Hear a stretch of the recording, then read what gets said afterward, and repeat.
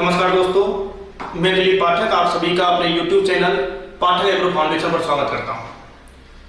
मेरे प्यारे बच्चों, केमिस्ट्री के अंदर जो हमारा चैप्टर चल रहा था वो था आयनिक साम्य। आयनिक साम्य के अंदर हम 8 लेक्चर कंप्लीट कर चुके हैं और आज हम 9th लेक्चर की बात करेंगे। मेरे प्यारे बच्चों, लास्ट लेक्चर में जो हम बातें कर रहे थे वो बातें कर रहे थे सॉल्ट हाइड्रोलाइसिस, लवण जल अपघटन। लवण जल अपघटन क्या होता है ये मैंने आपको बता दिया था कि जो सॉल्ट है हमारा, जो लवण है, ये हमारा किस किस से मिलकर बना था, कैटायन और एनायन। तो या तो हमारा कैटायन वाटर के साथ रिएक्ट कर लेगा और या फिर एनायन वाटर के साथ रिएक्ट कर लेगा। क्लियर है? वाटर का मतलब क्या था हमारा, H+ और OH-। तो कैटायन जो है, कैटायन किसके साथ में, OH- के साथ में कंबाइंड हो जाएगा और एनायन जो है वो H+ के साथ में कंबाइंड हो जाएगा। हो सकता है कि कैटायन और एनायन दोनों ही कंबाइंड हो सकता है कि केवल कैटायन कंबाइंड हो, एनायन नहीं हो सकता है कि कैटायन नहीं हो, एनायन हो, और एक स्थिति ये भी है कि कैटायन और एनायन दोनों में से कोई भी कंबाइंड नहीं हो। इसका मतलब हाइड्रोलाइसिस ही नहीं हो। तो लास्ट लेक्चर के अंदर मैंने आपको 4 कैटेगरी बताई थी। कौन कौन सी 4 कैटेगरी थी बच्चों? आइए, पूरा ध्यान आपका यहां आ जाना चाहिए। अब तो सबसे पहली जो हमारी कैटेगरी थी मेरे प्यारे बच्चों, वो थी strong acid, strong base salt. प्रबल अम्ल और प्रबल क्षार लवण, प्रबल अम्ल और प्रबल क्षार से मिलकर के बने हुए लवण। जैसे इसका एग्जांपल मैंने आपको खूब सारे एग्जांपल बताए थे, जैसे NaCl हो गया हमारा, KCl हो गया, NaBr, NaNO3, ठीक है। ये सारे एग्जांपल मैंने आपको पहले बताए हुए हैं। NaCl, NaOH, HCl दोनों स्ट्रॉन्ग हैं। KOH, HCl दोनों स्ट्रॉन्ग हैं। NaOH, HBr दोनों स्ट्रॉन्ग हैं। NaOH, HNO3 दोनों ही स्ट्रॉन्ग हैं।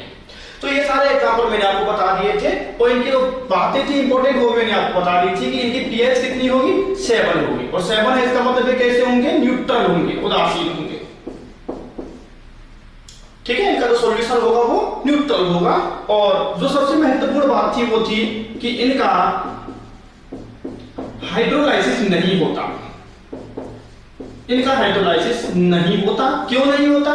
सारा का सारा कंसेप्ट मैं आपको लास्ट लेक्चर में समझा चुका हूं, दोबारा से हम उसको रिवाइड नहीं करने वाले हैं। और मैंने एक बात और आपसे कही थी कि जितना वीक कंपोनेंट होगा हाइड्रोलाइसिस उतना ज्यादा होगा। यहां पर कोई भी कंपोनेंट वीक नहीं है। तो कंपोनेंट वीक नहीं है इसका मतलब हाइड्रोलाइसिस नहीं होगा। यदि वीक कंपोनेंट होता, दोनों में से एक भी वीक होता या दोनों ही वीक होते, तो उस कंडीशन में हाइड्रोलाइसिस होता। यहां दोनों स्ट्रॉन्ग है, इसलिए स्ट्रॉन्ग एसिड, स्ट्रॉन्ग बेस जो सॉल्ट है उनका हाइड्रोलाइसिस नहीं होता। क्वेश्चन इसी प्रकार से आ जाता है, निम्न में से किसका हाइड्रोलाइसिस नहीं होगा, किसका जल अपघटन नहीं होगा। तो आराम से चेक कर लेना है कि यदि एसिड और बेस दोनों ही स्ट्रॉन्ग है तो उनका हाइड्रोलाइसिस नहीं होगा। क्लियर है प्यारे बच्चों? तो ये हमारी पहली कैटेगरी थी। मैं आपको सेकंड कैटेगरी पर लेकर के चलूंगा। आइए,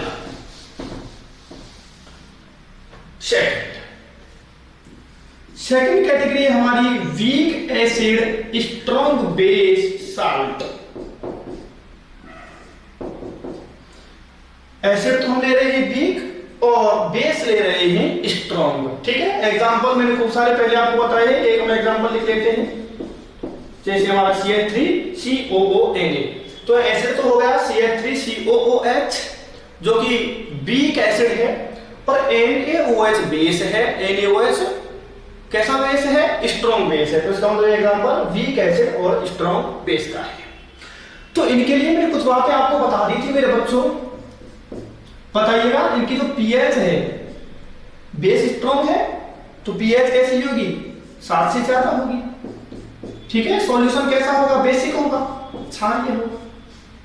ठीक है, क्योंकि एसिड तो वीक रहेगा और बेस कैसा है, स्ट्रॉन्ग है। बेस स्ट्रॉन्ग तो सॉल्यूशन बेसिक होगा, क्षारीय। ठीक है, क्या इनका हाइड्रोलाइसिस होगा, हाँ इनका हाइड्रोलाइसिस होगा, हाँ इनका हाइड्रोलाइसिस होगा।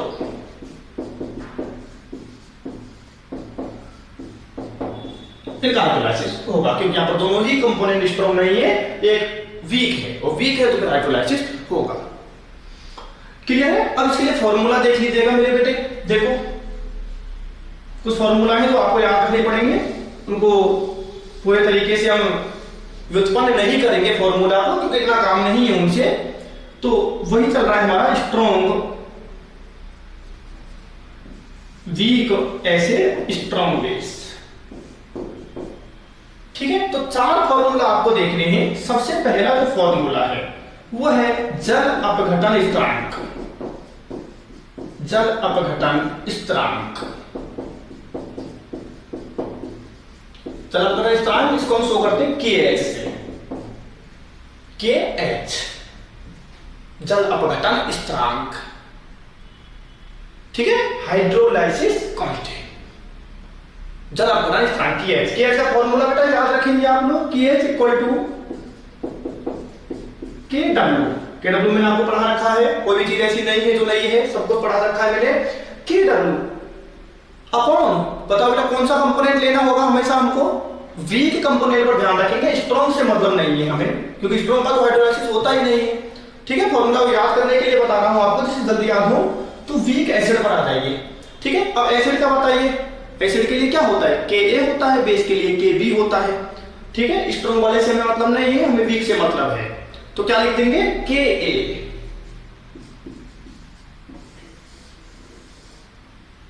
तो ये फॉर्मूला याद रखना है, KH equal to KW upon Ka। तो स्ट्रॉन्ग है उसे नहीं लेते, स्ट्रॉन्ग बेस है तो Kb नहीं लेंगे, Kb नहीं आएगा यहां। जो वीक है वो आएगा। वीक कौन है, एसिड, और एसिड के लिए क्या हुआ करता है, Ka हुआ करता है। क्लियर। सेकंड देखिएगा बेटे, सेकंड देखते हैं जल अपघटन की मात्रा। जल अपघटन की मात्रा जिसे हम शो करते हैं H से, H स्मॉल h। ये जल अपघटन की मात्रा H जो है ना, ये बिल्कुल उसी का भाई है। किसका, जो ओस्टवाल्ड के तनुता नियम में मैंने आपके लिए एल्फा पढ़ाया था। एल्फा का मतलब क्या था, वियोजन की मात्रा। बिल्कुल ही वही है, ओस्टवाल्ड का तनुता नियम आप भूल गए क्या, नहीं भूलना चाहिए था। जैसे कोई वैद्युत अपघट्य है, ये भी, ये टूटा A प्लस B माइनस, प्रारंभिक सांद्रता C 0 0। यदि वियोजन की मात्रा एल्फा है तो हमारा यहां से आएगा C minus C alpha, C alpha, C alpha. याद आ रहा है, बिल्कुल याद आ रहा है। तो सोल्ट के लिए ये अल्फा नहीं लेते, क्या लेते हैं, H लेते हैं। कैसे, ऐसे हो जाएगा C minus CH, CH, CH। तो बात क्लियर हो गई है, H कोई बीमारी नहीं है, H तो बिल्कुल वही है अल्फा। जैसे अल्फा है बिल्कुल वैसे ही क्या है हमारा H है। तो इस H के लिए क्या फॉर्मूला होगा, इधर वाली चीजों को मैं हटा देता हूं। चलिए जी, H इक्वल टू होगा अंडर रूट KW बटे KAC। फॉर्मूला को नोट करते चलिएगा, दो फॉर्मूला बता दिए हैं मैंने, KH और H। H का मतलब क्या हो गया, KW अपॉन KAC। KAC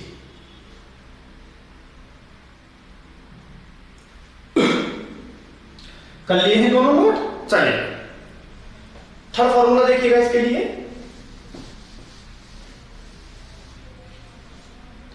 हाँ जी, C OH माइनस की concentration, OH minus, H plus की कंसंट्रेशन का फॉर्मूला नहीं बता रहा हूं, OH माइनस का बता रहा हूं क्योंकि हमारी कैटेगरी बार बार से बता रहा हूं, कैटेगरी को मत भूलिएगा। Week acid strong base, week acid strong base है। ठीक है, तो कौन से ज्यादा आएंगे हमारे यहाँ, OH माइनस। ठीक है, OH माइनस की कंसंट्रेशन निकालने के लिए फॉर्मूला देखिएगा बेटा, under root KW C upon Ka। OH minus concentration का फॉर्मूला याद रखेंगे, KW C अपॉन Ka।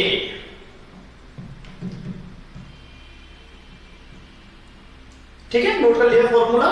चलिए 3 हो गए, पहला हमारा KH हो गया, सेकंड H हो गया, थर्ड हो गया OH माइनस की कंसंट्रेशन, और फोर्थ फॉर्मूला है हमारा pH कि weak acid strong base salt की pH कैसे निकालेंगे।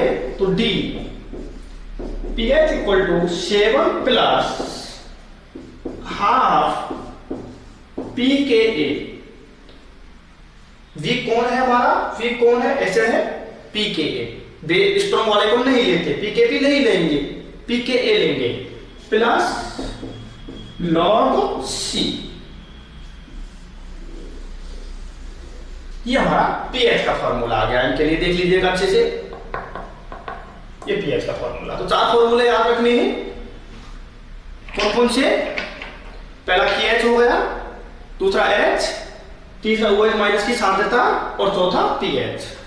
ठीक है, तीनों कैटेगरी में आएंगे। कौन कौन सी कैटेगरी में, पहली कैटेगरी कौन सी थी हमारी, स्ट्रॉन्ग एसिड स्ट्रॉन्ग बेस। उसके लिए तो ये कोई फॉर्मूला आने वाला है नहीं, क्योंकि उनका तो हाइड्रोलाइसिस हुआ ही नहीं, तो वहां पर तो हम फॉर्मूला से बच गए। ना तो KH का वहां फॉर्मूला है, ना H का है, ठीक है, ना H प्लस कंसंट्रेशन का है, ना ही pH का है। लेकिन 3 कैटेगरी तो हमारी बची हुई है कि कोई भी एक कंपोनेंट यदि वीक है, वीक एसिड है या वीक बेस है, या दोनों ही वीक है, ठीक है। तो इन तीनों कैटेगरी के लिए 4 फॉर्मूले आएंगे। Week acid strong base, week acid strong base category के लिए मैंने आपको 4 फॉर्मूले बता दिए। चलिए भैया जी, अब अगली कैटेगरी पकड़ लेते हैं हम।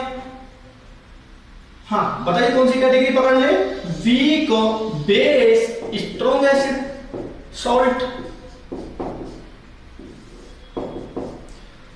ठीक है, देखिएगा नंबर 1 फॉर्मूला। सबसे पहले किसके लिए लिखिए, बोलो, KH के लिए लिखिए।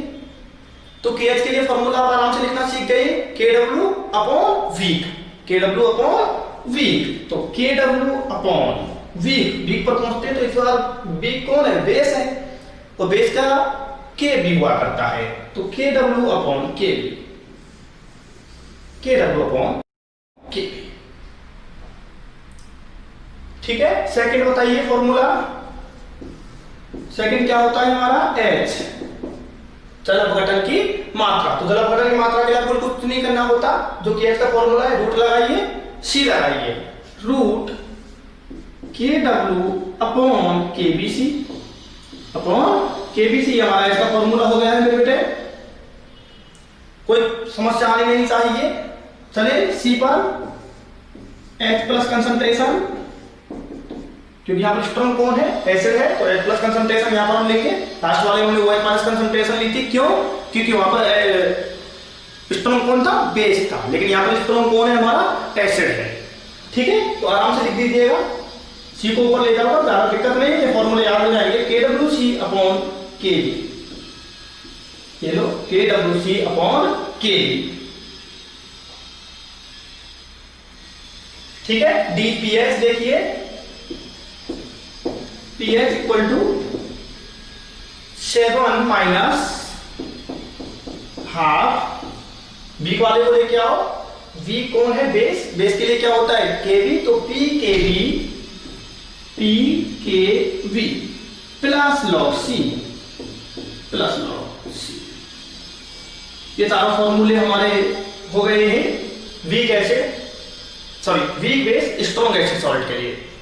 वीक बेस स्ट्रॉन्ग एसिड के लिए 4 फॉर्मूले हो गए हैं हमारे।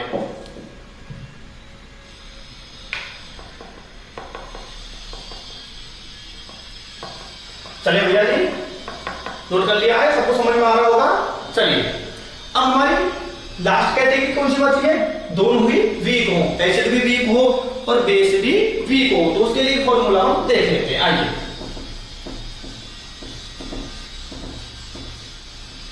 देखिए, strong acid, sorry weak acid, weak base salt,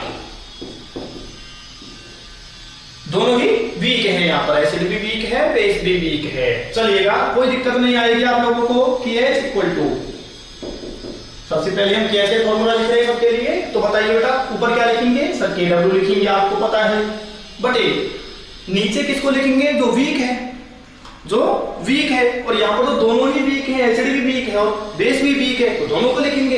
acid के लिए तो के और बेस के लिए के भी, दोनों ही वीक है तो दोनों को लिया जाएगा, एसिड को भी लिया जाएगा और बेस को भी लिया जाएगा।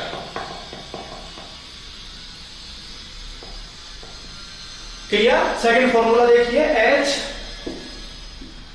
H इक्वल टू, बिल्कुल यही का यही फॉर्मूला रहेगा, अंडर रूट लगा दीजिएगा, केवल अंडर रूट के डब्ल्यू बटे के ए इंटू के बी। सर सी नहीं आया, नहीं आया बेटे, सांद्रता पर निर्भर नहीं करता। इनके जलक घटन की जो मात्रा है, दोनों ही यदि वीक कंपोनेंट है, एसिड और बेस दोनों ही वीक हैं, तो जलक घटन की जो मात्रा है वो कंसंट्रेशन पर डिपेंड नहीं करती, इसलिए सी आया भी नहीं है। कंसंट्रेशन जो टर्म है वो आई भी नहीं है। बिल्कुल इजी फॉर्मूला कर दिया है। हाँ बेटे, सी देखते हैं हम, H प्लस की सांद्रता, H प्लस की सांद्रता के लिए आइएगा अंडर रूट के डब्ल्यू के ए अपॉन के बी, के डब्ल्यू इंटू के ए अपॉन के बी।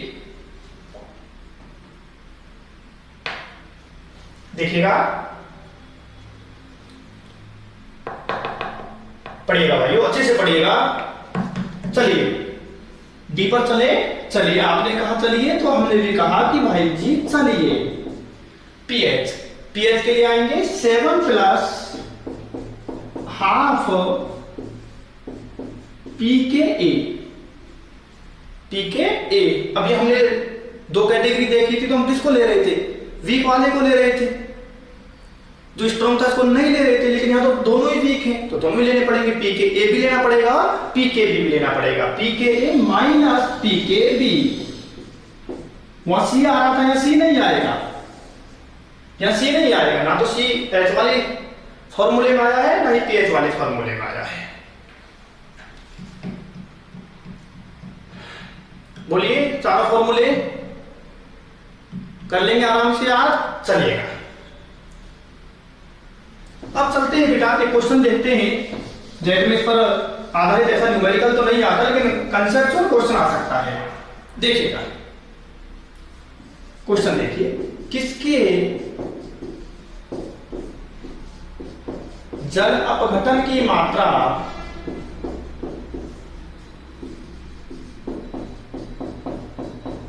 अधिकतम है?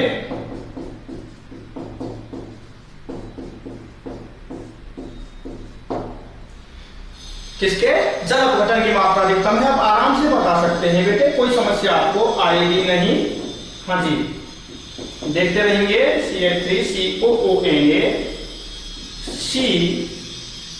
CH3COONH4 और D है हमारा KCl।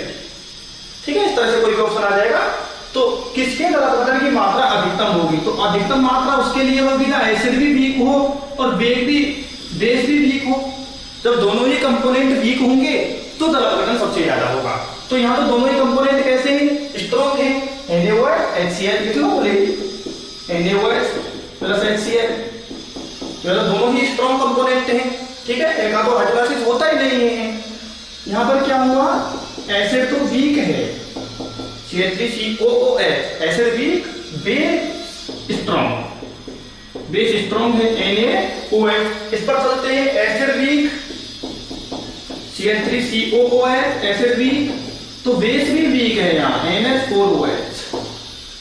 ठीक है, इस पर चलते हैं, तो ये तो फर्स्ट वाली कैटेगरी में आ गया, KOH स्ट्रॉन्ग बेस और HCl स्ट्रॉन्ग एसिड। ठीक है, तो बताइए कौन सा ऑप्शन जाएगा हमारा सही? ये वाला, क्योंकि दोनों ही कंपोनेंट क्या है?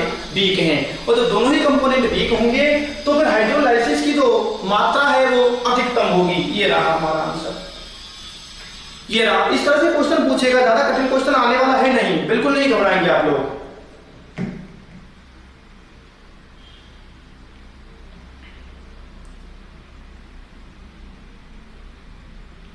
बोलिए, क्लियर? चलिएगा, अब सुनिएगा मेरे बेटा, ये हमने बात की है सॉल्ट हाइड्रोलाइसिस की, लवण जल अपघटन की हमने बात की। अच्छे से इसको पढ़िए। समझ में आ जाएगा अच्छे से। चलेंगे भाइयों और बहनों, ये हमारा सॉल्ट हाइड्रोलाइसिस कंप्लीट हुआ। हम नेक्स्ट टॉपिक की तरफ जो पहुंचने वाले हैं वो टॉपिक बहुत इंपॉर्टेंट। जेट में हर साल वहां से क्वेश्चन पूछा जाता है, कोई भी साल शायद ही ऐसा गया हो जब वहां से क्वेश्चन मेरे प्यारे बच्चों नहीं पूछा गया। हम बातें करेंगे एसिड बेस कंसेप्ट की, अम्ल क्षार अवधारणा की। आइएगा, अम्ल क्षार अवधारणा, एसिड बेस कंसेप्ट। अब बताया जाएगा, अलग अलग महान वैज्ञानिक आएंगे और कहेंगे कि कौन अम्ल है और कौन क्षार है। अलग अलग सिद्धांतों को आपके सामने प्रस्तुत किया जाएगा कि अम्ल कौन है और क्षार कौन है और कौन नहीं है, क्यों नहीं है, क्या इसका महत्व है, क्या कमियां हैं। तो सबसे पहले देखो, पुराने जमाने की बात करते हैं तो पुराने जमाने में सबसे पहला जो सिद्धांत है हमारा वो है प्राचीन सिद्धांत। प्राचीन सिद्धांत पुराने लोगों की बात आ रही है। पहले जमाने में लोग ज्यादा एसिड बेस के बारे में जानते नहीं थे, तो गुणों के आधार पर ही पता लगा लेते थे कि कौन सा इनमें से एसिड है और कौन सा इनमें से बेस है। जैसे एसिड के लिए आप खूब जानते हैं एसिड बेस, ठीक है। तो एसिड के लिए क्या है, ये स्वाद में कैसे होते हैं, खट्टे। चक्के देख लिया भाई, जो स्वाद में खट्टा है चखा, अब खट्टा, ये तो एसिड है जी। जो कड़वा है वो बेस है, स्वाद में कड़वा, वो बेस है, ठीक है। और दूसरा आप जानते हैं वो जो नीले लिटमस को लाल कर देगा, नीले लिटमस को लाल कर दिया, वो पदार्थ तो हमारा एसिड है। और जो लाल को नीला कर दिया, लाल लिटमस पत्र को नीले में बदल दिया, वो हमारा बेस है।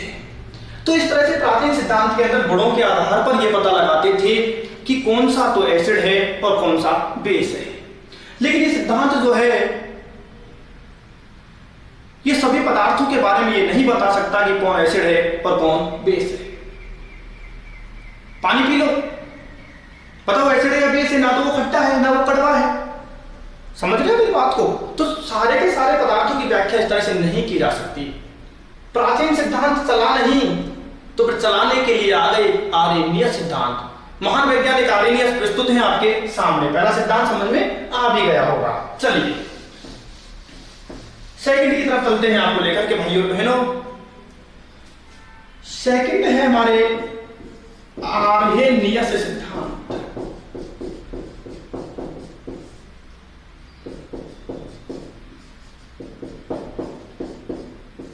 आइए आपको लेकर के चलते हैं आर्यनियस भाई साहब के पास में। क्या कहते हैं आर्यनियस जी? देखो आर्यनियस जो है ना, इसकी सबसे बड़ी जो कमी थी, सर सबसे पहले कमी बता रहे हो? हाँ जी, सबसे पहले कमी बता रहे हैं। ये क्या करता था, कोई भी पदार्थ का इसको पता लगाना है कि कौन एसिड है कौन बेस है, तो ये उस पदार्थ को किसमें घोलता था? पानी में घोलता था, जल में घोल के देखता था। और जल में घोलने पर यदि कोई पदार्थ H+ आयन दे रहा है, H+ आयन दे रहा है तो ये कहता था कि भाई ये अम्ल है, और OH- दे रहा है तो क्षार है। आइएगा, अम्ल और क्षार। तो अम्ल कौन है? जलीय विलयन में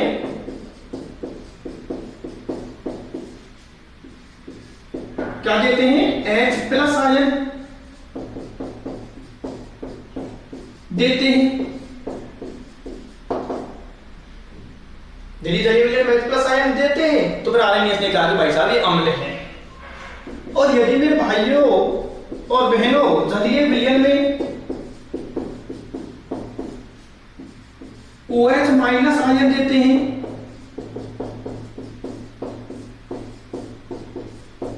तो फिर वो क्या है? क्षार है। तो आर्यनियस जो है ये पदार्थ को पानी में घोल करके देखता था कि कौन अम्ल है और कौन क्षार है। यदि H प्लस आयन दिए जा रहे हैं तो अम्ल है, और OH माइनस आयन दिए जा रहे हैं तो वो क्षार है। जैसे उदाहरण आप देख सकते हैं हम लोग के लिए, जैसे HCl है, H प्लस देगा, HNO3 है, ये भी H प्लस देगा, H2SO4 H प्लस देगा। समझ में आ रहा है ना बच्चों? Cl3COOH H प्लस देगा, HCN H प्लस देगा। तो ये सारे के सारे क्या है? ये एसिड है। आरएनएस के अनुसार ये क्या है? सारे के सारे एसिड हैं, क्योंकि ये जलीय विलयन में क्या मुक्त करेंगे? H प्लस आयन मुक्त करेंगे। क्षार के अंदर यदि चलते हैं तो क्षार के एग्जांपल आप आराम से बता सकते हो। NaOH हो गया, OH माइनस रिलीज कर देगा, KOH हो गया, मैग्नीशियम हाइड्रोक्साइड हो गया, खूब जानते हो उनको आप, कैल्शियम हाइड्रोक्साइड हो गया, NH4OH हो गया। तो ये सारे के सारे क्या देंगे? OH माइनस आयन देंगे, और OH माइनस आयन देंगे तो फिर ये क्या है हमारे? ये आरएनएस बेस है। आरएनएस के अनुसार क्या है? ये बेस है, और ये आरएनएस के अनुसार क्या है? एसिड है। बोलिए बात समझ में आ गई अच्छे से? आराम से बता देंगे कौन आरएनएस का एसिड है, कौन आरएनएस का बेस है। जो जलीय विलयन में H प्लस आयन दे रहा है वो आरएनएस एसिड है, और जो जलीय विलयन में OH माइनस आयन दे रहा है वो आरएनएस का बेस है। चलिए अब देखते हैं मेरे प्यारे बच्चों, आरएनएस में कमियां काफी सारी हैं। पहली कमी तो आपको दिख ही रही है कि सर ये है ना, ये जल की बात करता है केवल, ये केवल जलीय विलयन पर लागू होता है। जल में डाल डाल करके देखेगा कि कौन पदार्थ एसिड है और कौन पदार्थ बेस है। आइएगा बातें करते हैं इसकी कमियों की।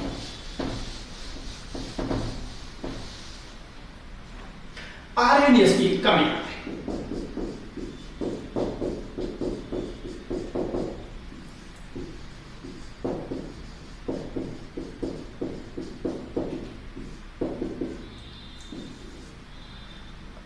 हाँ मेरे प्यारे बच्चों, समझ में तो आ रहा है ना अच्छे से भाइयों? पक्का? हाँ, अच्छे से समझ में आना भी चाहिए, तभी तो काम चलेगा ना। चलिए, वैसे आप चैनल को बड़े अच्छे से देख रहे हैं, आपके जो भी कमेंट आ रहे हैं या कॉल आ रहे हैं, मुझे पता है कि आप बहुत अच्छे से केमिस्ट्री, बायोलॉजी, एग्रीकल्चर सबको बहुत अच्छे से पढ़ रहे हैं। चैनल को पूरा प्यार, गुरुजी को पूरा प्यार आपका मिल रहा है भाइयों, और धन्यवाद इसके लिए, बार बार धन्यवाद। आरएनएस की कमियों की बात करते हैं मेरे प्यारे। आइए, तो सबसे पहली कमी क्या थी? ये केवल जलीय विलयन पर लागू है, जलीय विलयन पर लागू है। जल में डाल डाल करके देखेगा कि कौन एसिड है और कौन बेस है, तो ये तो कमी हो गई। सेकंड कमी देखते हैं। देखिए बेटा, आरएनएस कहता है कि एसिड जो है, एसिड ये जल में H प्लस आयन देते हैं, H प्लस आयन देते हैं। बात तो बिल्कुल सही कह रहा है कि एसिड जो है वो जल में H प्लस आयन देते हैं, लेकिन मेरे बेटा H प्लस आयन जो है ना, ये जल में H प्लस के रूप में नहीं रहा करता। सर ऐसा है? हाँ बिल्कुल ऐसा है। H प्लस आयन जल में, एसिड ने जल में H प्लस आयन दे दिया, लेकिन H प्लस आयन जो है वो H प्लस के रूप में अस्तित्व में नहीं रहता। तो सर किसके में रहता है और क्यों रहता है, बताते हैं। ये H प्लस आयन जो है मेरे प्यारे बेटा, ये H2O से रिएक्शन कर जाता है, H2O से क्रिया कर लेता है, और H2O से क्रिया करके बना देता है H3O प्लस। इसको हम कहते हैं हाइड्रोनियम आयन, हाइड्रोनियम आयन। तो जलीय विलयन में H प्लस जो है वो H प्लस के रूप में रहता ही नहीं है। किसके रूप में रहता है? H3O प्लस के रूप में रहता है।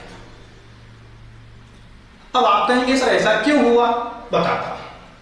देखिए, ऑक्सीजन जो होता है बच्चों, इस ऑक्सीजन पर 2 लोन पेयर होते हैं, 2 लोन पेयर, और ये है हमारा पॉजिटिव चार्ज। पहली बात तो 2 घटनाएं इसके साथ हो रही है। एक तो इस पर धनावेश है, केवल है ही प्रोटॉन, क्योंकि हाइड्रोजन में क्या होता है, एक प्रोटॉन होता है और एक इलेक्ट्रॉन होता है,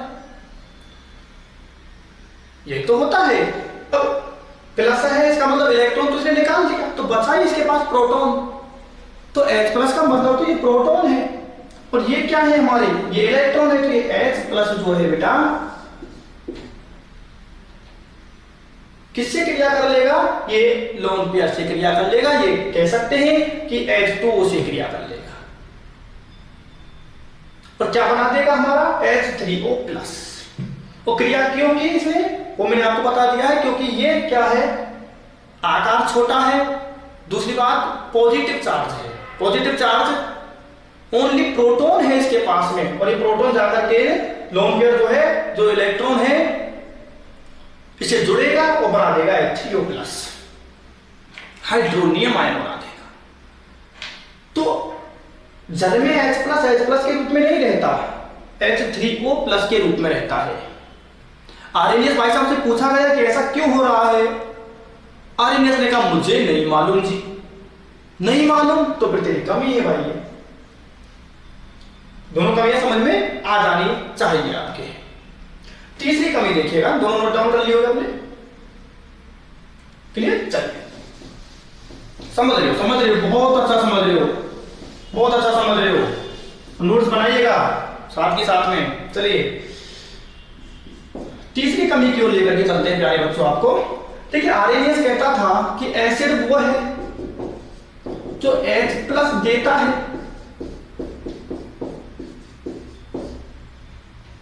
तो क्या H प्लस देने वाला ही एसिड है?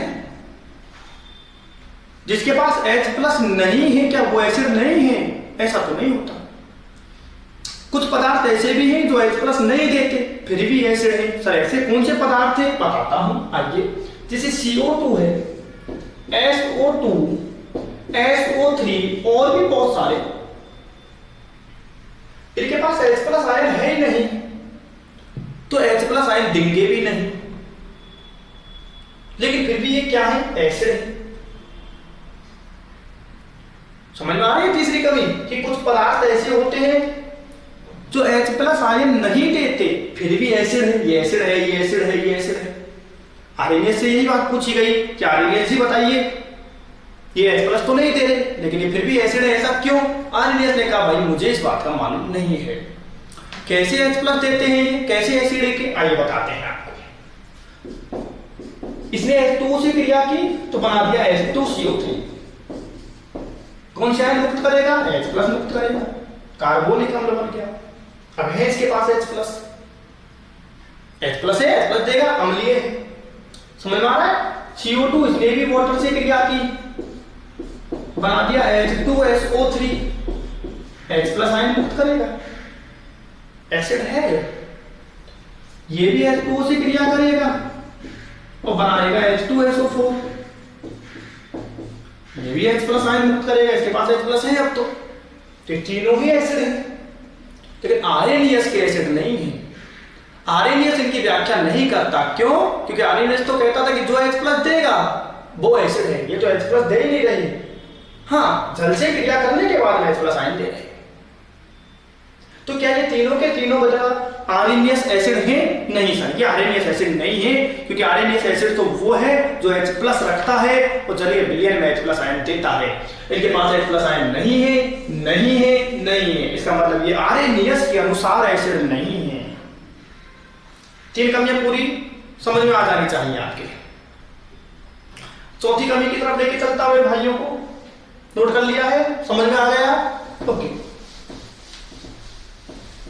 अब हम चौथी कमी की तरफ चलते हैं। आर्यनियस कहता था कि क्षार वह है जो OH माइनस देता है। क्षार वो है जो जलीय विलयन में OH माइनस देता है। तो इसका मतलब यदि किसी के पास OH माइनस नहीं है तो क्षार नहीं है क्या? ऐसा तो नहीं है, ऐसा तो नहीं है। प्रथम वर्ग के ऑक्साइड, द्वितीय वर्ग के ऑक्साइड क्षारीय होते हैं। कैसे होते हैं बेटे? क्षारीय होते हैं। अमोनिया, अमोनिया के पास तो OH नहीं है लेकिन क्षार है वो। तो आर्यनियस कहता है कि जो OH माइनस देता है वो क्षार है, लेकिन कुछ पदार्थ ऐसे भी होते हैं जो OH माइनस नहीं देते फिर भी क्षार है। जैसे कैल्शियम ऑक्साइड को ले लेते हैं, इसके पास में कोई OH माइनस नहीं है, तो आरएनएस के अनुसार तो ये क्षार नहीं होना चाहिए, लेकिन ये क्षार है। कैसे? आइए, वाटर से क्रिया की और बना दिया कैल्शियम हाइड्रोक्साइड।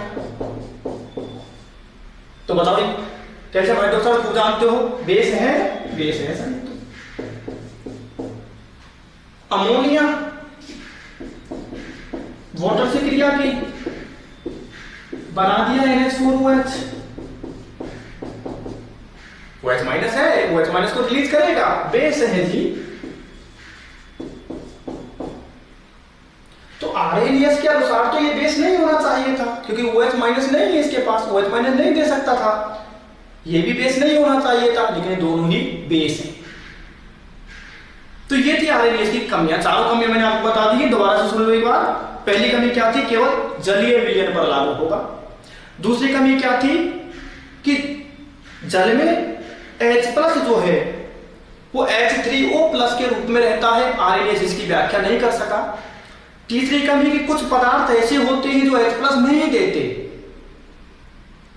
जिनके पास H+ नहीं है फिर भी अम्ल है, जैसे CO2, SO2, SO3, ElCl3, इनके पास H+ नहीं है फिर भी ये अम्ल है, आरएनए उनकी व्याख्या नहीं कर सका। और चौथी कमी कि कुछ पदार्थ ऐसे होते जो OH माइनस नहीं देते, क्रॉस लगा रखा है नीचे, तो OH माइनस नहीं देते फिर भी क्या है? क्षार है। जैसे ये रहा, OH माइनस नहीं दे रहा है, क्षार है, OH माइनस नहीं दे रहा है, क्षार है, तो आरएनएस इनकी भी व्याख्या नहीं कर सका।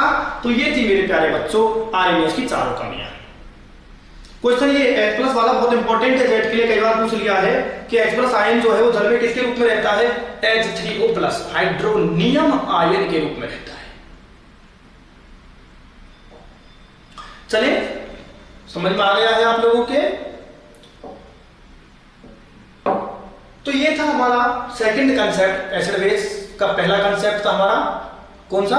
प्राचीन सिद्धांत, पुराना सिद्धांत। सेकंड कंसेप्ट हमने बात की है आरएनएस कंसेप्ट। थर्ड कंसेप्ट की ओर लेकर के चलूंगा, और इस चैप्टर का सबसे महत्वपूर्ण कंसेप्ट, इस चैप्टर में बहुत सारी चीजें आप लोगों के लिए पढ़ाई गई हैं। ओस्टवाल्ड का तनु का नियम, वैद्युत अपघट्य, पीएच, पीओए, पीकेए, पीकेबी, पीकेडब्ल्यू, जल की व्याख्या, विलेता, विलेता गुणनफल, सोल्ट हाइड्रोलाइसिस, बफर सॉल्यूशन, अम्लीय बफर, क्षारीय बफर, ना जाने कितनी ही बात इस चैप्टर में की। लेकिन सबसे अधिक जो इंपॉर्टेंट टॉपिक है बच्चों आपके लिए, जेट के लिए और आईसीआर के लिए, वो है अब वाला जो मैं आपको पढ़ाने वाला हूं। देखिए,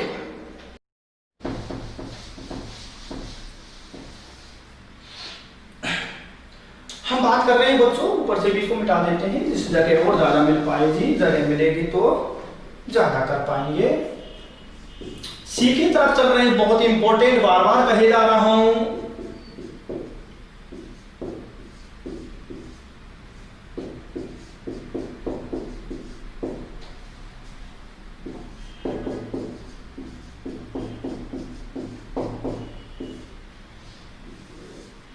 आइए मेरे प्यारे भाइयों और बहनों, हम बातें करेंगे ब्रोंस्टेड लोरी कंसेप्ट की।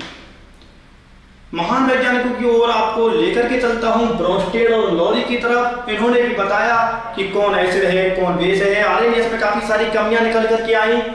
बहुत सारे ऐसे यौगिक थे जिनके बारे में आरएनएस व्याख्या नहीं कर पा रहा था कि कौन एसिड है, कौन बेस है। व्याख्या करेंगे महान वैज्ञानिक ब्रोंस्टेड और लोरी। आइएगा, तो बच्चों ब्रोंस्टेड और लोरी क्या कहते हैं, सुनिए।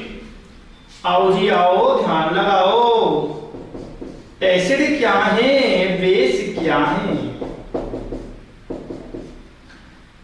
एसिड की बात तो उसने भी, ब्रोंस्टेड लोरी ने भी बिल्कुल वहीं से चुरा ली, आरएनएस वाली। आरएनएस क्या कहता था? जो H+ देता है वो एसिड है। ब्रोंस्टेड लोरी कहता है पर बिल्कुल बिल्कुल मैं भी यही बात कहूंगा, H+ दाता। जो H+ देगा वो अम्ल है। और H+ को हम क्या बोलते हैं, मैंने भी बताया था, प्रोटॉन। तो ऐसे भी लिख सकते हैं इसको, प्रोटॉन दाता। प्रोटॉन दाता, प्रोटॉन दाता जो प्रजाति है, जो प्रोटॉनों का दान करेगा, H+ का तो दान करेगा, वो अम्ल है। तो फिर बेस के लिए इसने कहा कि H+ ग्राही, जो H+ को लेगा। आरएनएस कहता था OH- देगा, ये बोला ना ना ना, OH- के हिसाब से मैं नहीं बताना, मैं तो H+ के हिसाब से बताऊंगा दोनों चीजों को। जो H+ देता वो अम्ल, लेता क्षार। चलिए तो हम इसको भी लिख सकते हैं प्रोटोन ग्राही।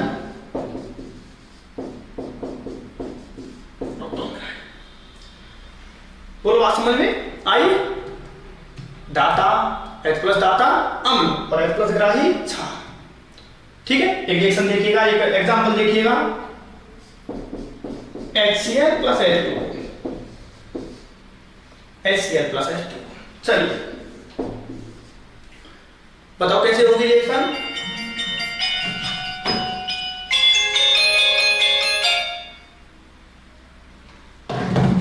हाँ बताइए रिएक्शन कैसे होगी ये बेटा, आराम से कर देंगे।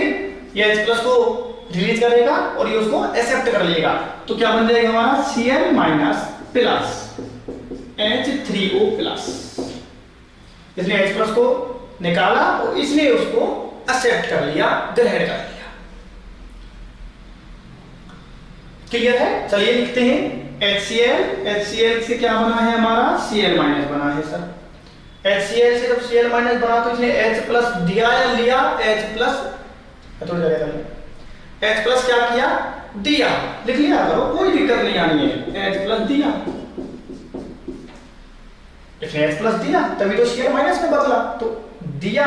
H प्लस देने वाले कौन होते हैं? एसिड होते हैं सर। ये लो ना, ये एसिड है। ये किसमें बदला मेरे प्यारे बच्चों? ये बदला सर इसमें H2O, इसने H प्लस लिया लिया लिया लिया रे लिया लिया, H प्लस को लिया लिया लिया, इसने H प्लस को लिया। और H प्लस तो लेते हैं सब कुछ लिख रहा है, वो क्षार है, तो ये फिर हमारा H2O क्या हो गया? बेस हो गया। बोलो बात समझ में आ रही होगी आपके?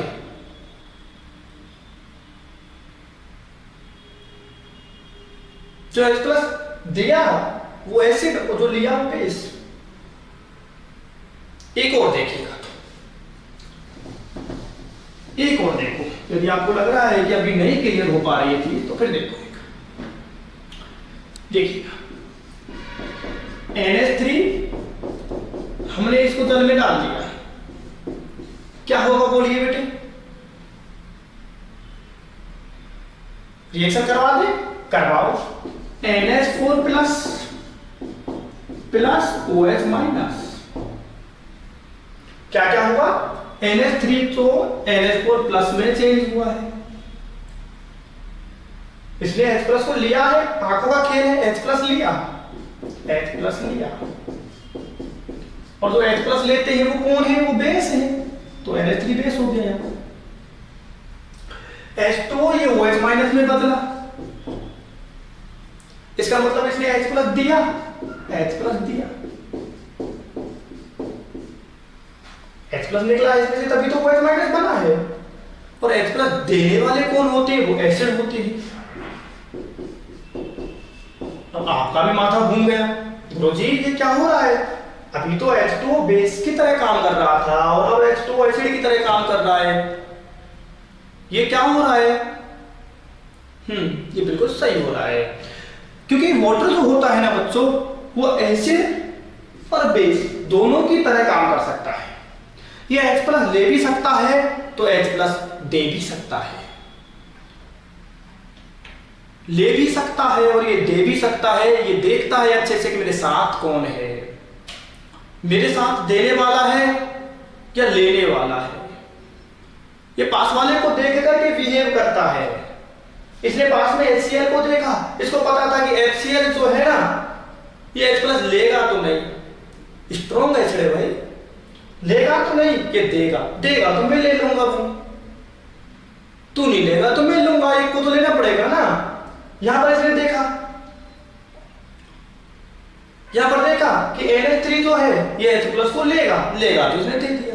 तो सीधी सी बात है कि H2 जो है वो एसिड और बेस दोनों की तरह काम कर सकता है। आपके जेड का बहुत ही महत्वपूर्ण क्वेश्चन कि H2 कैसा होता है?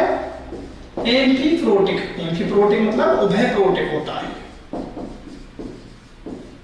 उभयप्रोटिक का मतलब H प्लस ले भी सकता है तो H प्लस दे भी सकता है।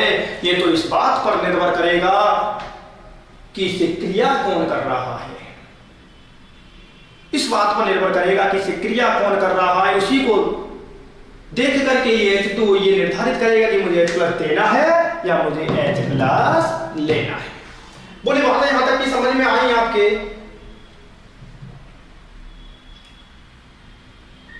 पक्का?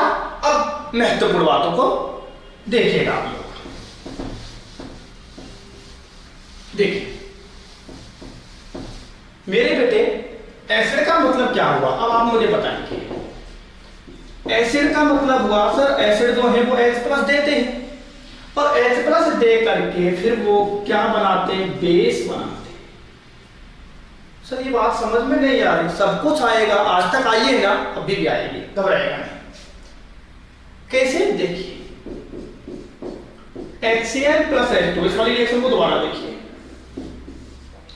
क्या बनेगा हमारा Cl- + H3O+। ठीक है, तो बताओ इसने H+ को क्या किया, H+ दिया तो ये एसिड, इसने H+ को लिया और लिया तो ये बेस, भी बता दिया था ये तो। अब देखिएगा, देखो सीधी सीधी मैं बात बता रहा हूं आपको कि एसिड का जो कॉन्जुगेट होता है, कॉन्जुगेट को हिंदी बोलते हैं संयुग्मी, मतलब जोड़ा, दोस्त। एसिड का जो कॉन्जुगेट होता है ना वो बेस होता है, और बेस का जो कॉन्जुगेट होता है बच्चों वो एसिड होता है। अम्ल का संयुग्मी कौन होगा, क्षार होगा, और क्षार का संयुग्मी अम्ल होगा। क्लियर कर देंगे, लेकिन इस कंसेप्ट को पहले सुनिएगा कि एसिड का कॉन्जुगेट कौन होता है, बेस होता है, और बेस का कॉन्जुगेट एसिड होता है। आइएगा कहानी को क्लियर करता है। ये रिएक्शन आपको दिख रही है, उत्क्रमणीय है। चलिए बेटा, तब Cl- H+, किस में बदल रहा है, HCl में। इधर देखिएगा, अब तक ऐसे देख रहे थे, ऐसे देखिए, Cl- HCl में बदल रहा है, इसका मतलब Cl- HCl में बदल रहा है, इसका मतलब H+ ले रहा है, ले रहा है। बोलो Cl- H+ लेगा तभी तो HCl में बदलेगा, और H+ लिया तो H+ लेने वाले कौन होते हैं, बेस होते हैं। बिल्कुल बिल्कुल सर, बेस। तो देख लो, एसिड का कॉन्जुगेट कौन हो गया, बेस हो गया। रटने की जरूरत नहीं है, सबको देखने की जरूरत है। ठीक है, अब H3O की तरफ आइए, ये किस में बदल रहा है हमारा, H2O में। H3O+ किस में बदल रहा है, H2O में। कब बदलेगा, H3O+ H2O में कब बदलेगा, अभी H+ को निकालेगा, H+ दे रहा है, और H+ देने वाले कौन होते हैं, एसिड होते हैं, तो ये फिर एसिड हो गया। भाई लोगों को समझ में आ रहा है ना, बहुत अच्छे से समझा रहा हूं, एसिड हुआ। तो अब सबको दिख रहा है आपको कि एसिड का कॉन्जुगेट कौन है, बेस, और बेस का कॉन्जुगेट कौन है, एसिड। अम्ल का संयुग्मी कौन हुआ करता है, क्षार, और क्षार का संयुग्मी अम्ल। घबराइएगा नहीं, और एग्जांपल दिखा देंगे और ट्रिक के साथ भी बता देंगे किसका संयुग्मी कौन है। बिल्कुल आप चुटकियों में बताएंगे कि किसका कॉन्जुगेट एसिड कौन है और कॉन्जुगेट बेस कौन है। लेकिन कंसेप्ट को समझना बहुत जरूरी था, और समझाता हूं, आइए। चलिए चलिए इस वाली रिएक्शन की तरफ मूव करते हैं एक बार और।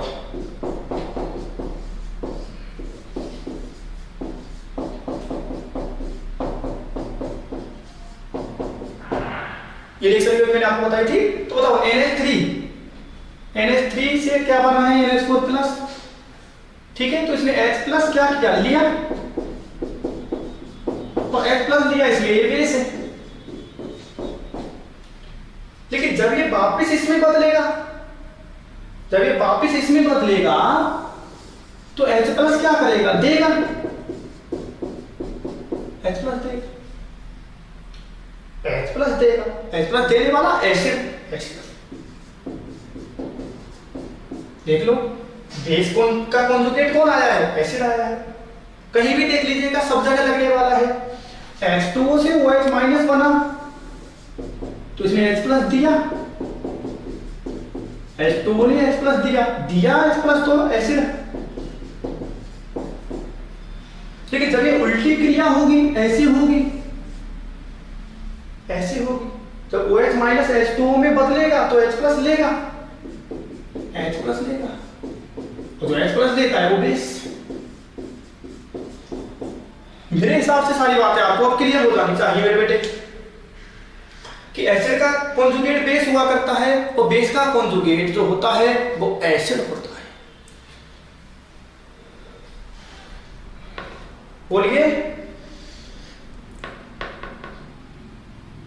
चलिए, अब यदि आप ज्यादा कंफ्यूज हो रहे हैं तो आपके कंफ्यूजन को अब हम मिटा देते हैं।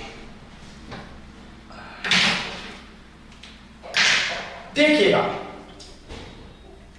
आराम से देखना है और ध्यान से भी देखना है। यदि कॉन्जुगेट एसिड पूछिए, कोई एग्जांपल आपको दे दिया और आपसे कहेगा कि इसका कॉन्जुगेट एसिड बताइएगा, संयुग्मी अम्ल बताइएगा, या इसका संयुग्मी क्षार बताइएगा, ठीक है। तो पहले तो कंसेप्ट आप बताएंगे मुझे, मैं आपको एग्जांपल्स बताता हूं। आइए, रटना नहीं है, क्योंकि यदि मैं लिख दूंगा ना तो आप रटते रहेंगे, 4 बार उस लाइन को पढ़ेंगे, नहीं रटना। आइए, NH2 माइनस कॉन्जुगेट एसिड बताओ और कॉन्जुगेट बेस बताओ। आइए, कॉन्जुगेट एसिड बताना है, बताओ बेटा, कॉन्जुगेट एसिड बताना है, इसका मतलब ये क्या होगा सर, ये बेस होगा।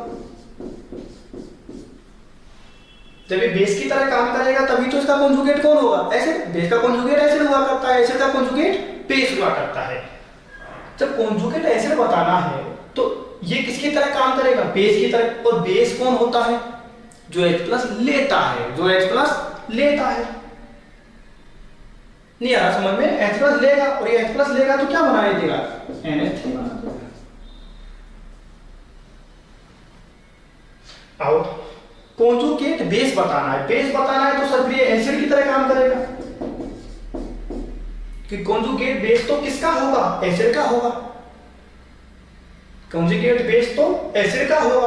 अब एसिड की तरह यदि काम करेगा, एसिड की तरह काम करेगा तो H प्लस को निकालेगा, H प्लस को निकालेगा तो फिर H प्लस निकालो, इसमें से NH माइनस, एक H प्लस को निकाल दिया। तो यदि कॉन्जुगेट बेस बताना है तो H प्लस को निकाल दो, और कॉन्जुगेट एसिड बताना है तो H प्लस जोड़ दो। H प्लस जोड़ो, कॉन्जुगेट एसिड है, H प्लस जोड़ देंगे तो कॉन्जुगेट एसिड है। और H प्लस को निकालना हमने, कॉन्जुगेट बेस बताना है तो H प्लस निकालो, H प्लस निकालो, कॉन्जुगेट बेस आ जाएगा। और H प्लस जोड़ो तो कॉन्जुगेट एसिड आ जाएगा। मेरे हिसाब से समस्याएं आपको होनी नहीं चाहिए।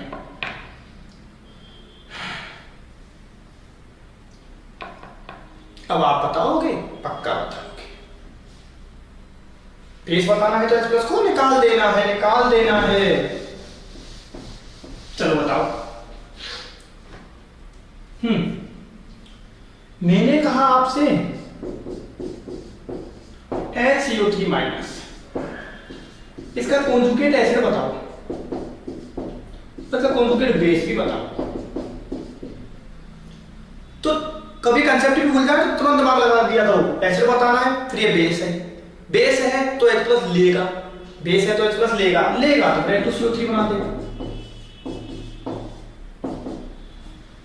बेस बताना है तो ये एसिड है, एसिड है तो H प्लस देगा, H प्लस निकाल दो, CO3 माइनस।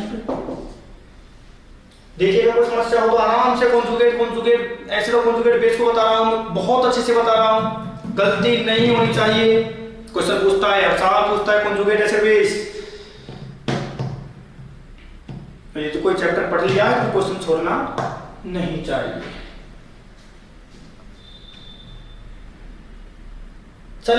चलो अब इसका बताओ। चलो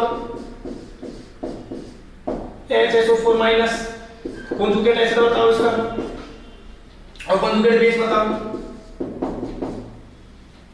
कॉन्जुगेट एसिड बताना है भाई, मैं तो कभी भी रटता नहीं हूं इसको, मैं तो डायरेक्ट पहुंचता हूं और तुलना करता हूं। एसिड बताना है तो ये बेस हो गया। बेस कौन होते हैं जो H प्लस, एसिड बताना है तो क्या हो गया बेस। बेस कौन होते हैं जो H प्लस लेते हैं तो H2SO4, H प्लस जोड़ दो इससे तो H2SO4 बन जाएगा।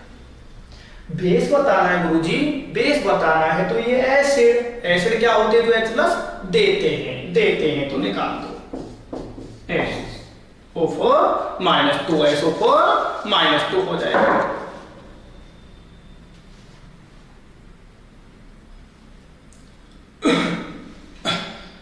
चलिए एक क्वेश्चन देखिएगा, जल्दी से बताइएगा क्वेश्चन का आंसर,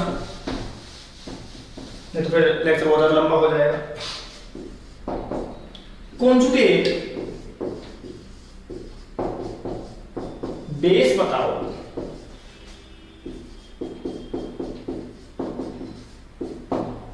क्या बताना है बेटा, कॉन्जुगेट बेस बताना है आपको। देखिएगा HCl HNO3 H2SO4 H3PO4 3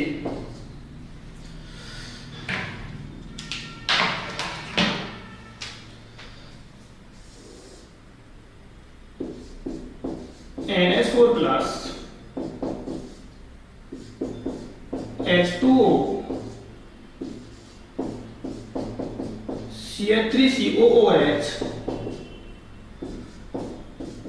C2H5OH। खूब सारे एग्जांपल लिख दिए आपके सामने और अब आप आराम से कॉन्जुगेट एसिड बेस को क्लियर कर लोगे। कॉन्जुगेट बेस बताओ तो सीधा कंसेप्ट बता रखा है गुरुजी ने, H प्लस निकालो।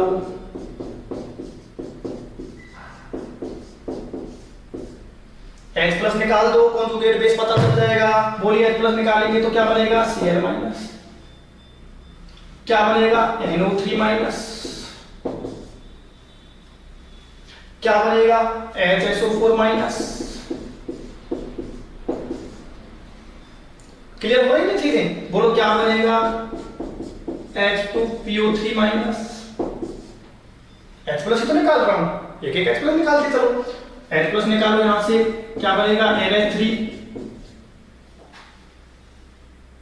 H प्लस निकालो यहां से OH माइनस, H प्लस निकालो यहां से CH3COO माइनस, H प्लस निकालो यहां से C2H5O माइनस। बोले आराम से समझ में आ गया है, कॉन्जुगेट बेस बता देंगे। H प्लस निकालो, कॉन्जुगेट बेस बता दो, H प्लस जोड़ो, कॉन्जुगेट एसिड बता दो। समस्या मेरे हिसाब से आप लोगों को अब नहीं होनी चाहिए। नोट कर लिया है? तो मेरे प्यारे बच्चों, मेरे भाइयों और मेरे प्यारे बहनों, ये हमने जो बात की है, ये बात की है एसिड बेस कंसेप्ट में। हमने प्राचीन सिद्धांत पढ़ा, इसके बाद में हमने आर्यनियस सिद्धांत पढ़ा और ये हमने पढ़ा है ब्रोंस्टेड-लौरी सिद्धांत, जो बात कॉन्जुगेट एसिड और कॉन्जुगेट बेस की किया करता है। 3 कंसेप्ट मैंने आपको बता दिए हैं। एक कंसेप्ट और है एसिड बेस का, लुईस का इलेक्ट्रॉनिक सिद्धांत। एसिड और बेस को बताने के लिए लुईस के द्वारा भी सिद्धांत दिया गया, इलेक्ट्रॉनिक सिद्धांत दिया गया, जिसकी बातें हम नेक्स्ट मीटिंग में करेंगे। प्यारे भाइयों, अच्छे से लेक्चर को पढ़िएगा, बहुत अच्छे से आपको समझा दिया गया है। चैनल को लाइक कीजिएगा, सब्सक्राइब कीजिए, अपने दोस्तों के साथ में, अपने भाई बहनों के साथ में शेयर कीजिएगा, जिससे कि बहुत अच्छी केमिस्ट्री, बायोलॉजी, एग्रीकल्चर के जो सुपर लेक्चर्स हैं वो आपको मिलते रहें, आपका लाभ होता रहे। बाकी चर्चा नेक्स्ट मीटिंग में। Thank you very much.